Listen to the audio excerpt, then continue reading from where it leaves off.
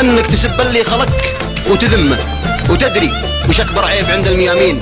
انك تخاويلك من الناس رمه. وتدري والله اقول وامين، اللي بنات الناس شغله وهمه، احد يحاول ستر عذر البعيدين، واحد يحاول برده بنت عمه. قد قالها بندر قبل عدة سنين، يثور معها الحر ويثور دمه، ولا الردي لو مرته بين قوسين تزول عن عينه مزول المغمه. يا بنت شومي عنها للضعف تكفين، مالت ومال اللي قريب مجمه، ويا الشاعر اللي من رجال مسمين عليك فرق